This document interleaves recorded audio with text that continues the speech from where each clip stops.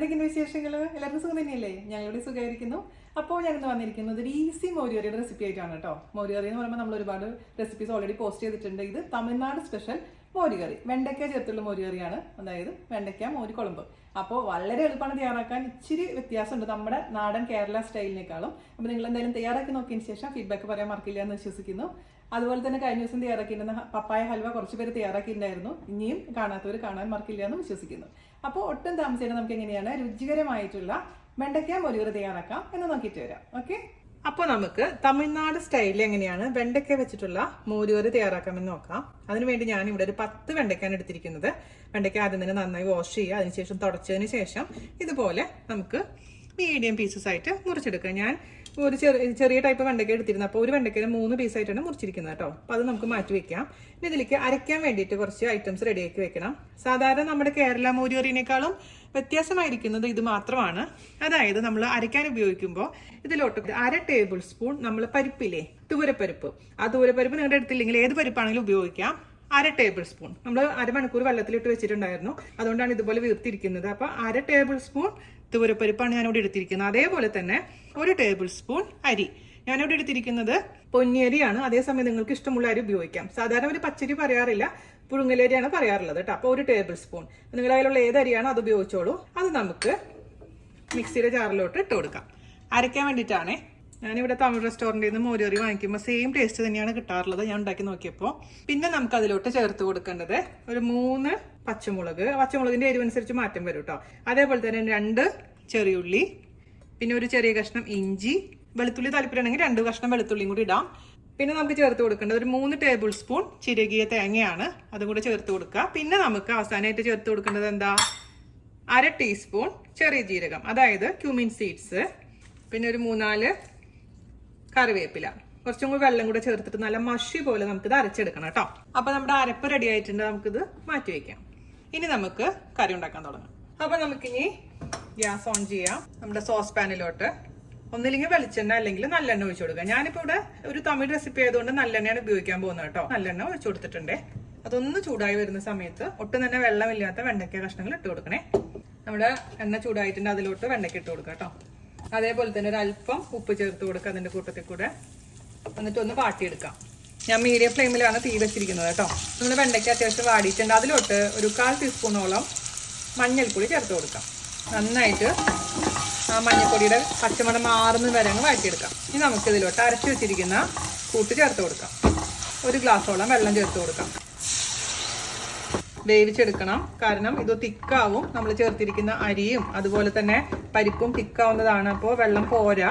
വീണ്ടും 1 ഗ്ലാസ് കൂടി വെള്ളം ഒഴിച്ചു കൊടുക്കാം കേട്ടോ. നന്നായി മിക്സ് ചെയ്ത് കൊടുക്കുക.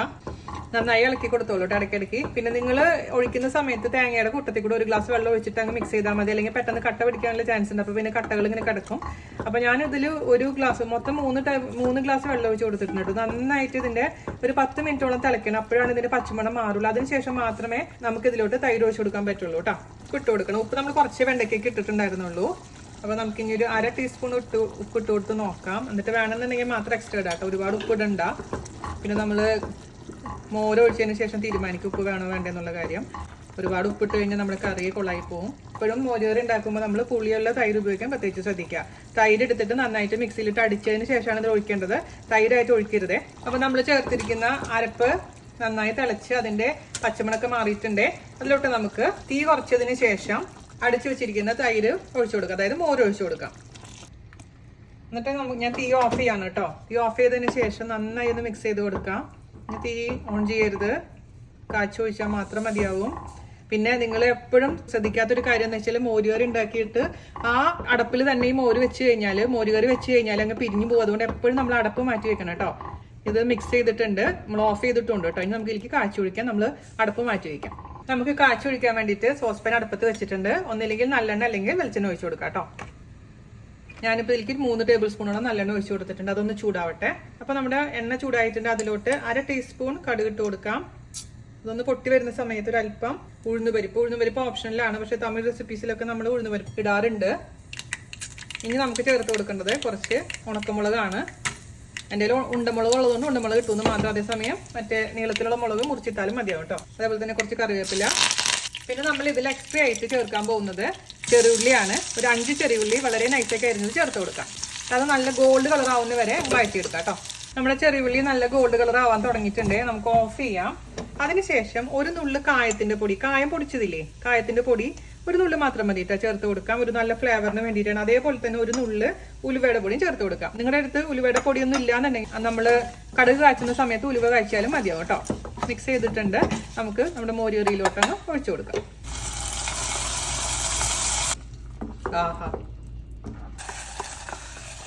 അതിനുശേഷം നമുക്ക് ഒരു 5 മിനിറ്റോളം അടച്ചു വെക്കാം. അതിനുശേഷം ടേസ്റ്റ് ചെയ്തിട്ട് ഉപ്പ് എന്തെങ്കിലും കുറവുണ്ടെങ്കിൽ ചേർത്ത് കൊടുക്കാൻ മറക്കരുത്. അപ്പൊ നമ്മൾ 10 മിനിറ്റ് കഴിഞ്ഞിട്ട് തുറന്നു നോക്കിയിട്ടുണ്ട് കേട്ടോ. ഇതാണ് കൺസിസ്റ്റൻസി. ഇച്ചിരി തിക്കാൻ വേണ്ടിയിട്ടാണ് നമ്മൾ തേങ്ങയുടെ കൂടെ പരിപ്പും അതുപോലെ തന്നെ അരിയും ചേർത്തിരിക്കുന്നത്. അതാണ് നമ്മുടെ സാധാരണ കേരള മോരുകറിയിൽ നിന്നും ഈ മോരുകറിക്കുള്ള വ്യത്യാസം. എന്തായാലും രുചി ഗംഭീരമായിട്ടുണ്ട്. ഡിഫറെന്റ് ആയിട്ടുള്ള ഒരു മോരുകറി. ഉപ്പ് നോക്കിയപ്പോൾ ഉപ്പ് കുറവാണ്. കുറച്ചും കൂടെ ഉപ്പ് നമുക്ക് ചേർത്ത് കൊടുക്കാം. എരിവൊക്കെ പാകത്തിനേ ഉള്ളൂ. അത്യാവശ്യത്തിന് പുളിയുണ്ട്. നല്ലൊരു സൂപ്പറായിട്ടുള്ള ഒരു മോരുകറിയാണ്. ഇത് ഇരിക്കുന്നതോടുമാണ് ഇതിന്റെ രുചി കൂടെ. ഞാൻ കഴിഞ്ഞ ദിവസം ഉണ്ടാക്കി നോക്കിയപ്പോൾ 2 ദിവസം കഴിഞ്ഞപ്പോൾ പറഞ്ഞറിയിക്കാൻ പറ്റാത്ത രുചിയാണ്. ഇപ്പോൾ നന്ദുവിന് പനിയായതുകൊണ്ട് ഞാൻ ഈ മോരുകറിയും കഞ്ഞിയും പപ്പടമാണ് കൊടുത്തുകൊണ്ടിരിക്കുന്നുണ്ടായിരുന്നു. അപ്പോൾ അവൻ ഭയങ്കരമായിട്ട് ഇഷ്ടപ്പെട്ടു. അപ്പോൾ നിങ്ങൾ എന്തായാലും തയ്യാറാക്കി നോക്കണം. അപ്പോൾ അടുത്ത അടിപൊളിയായിട്ടുള്ള റെസിപ്പി ആയിട്ട് വരുന്നവരെ നന്ദി, നമസ്കാരം. താങ്ക്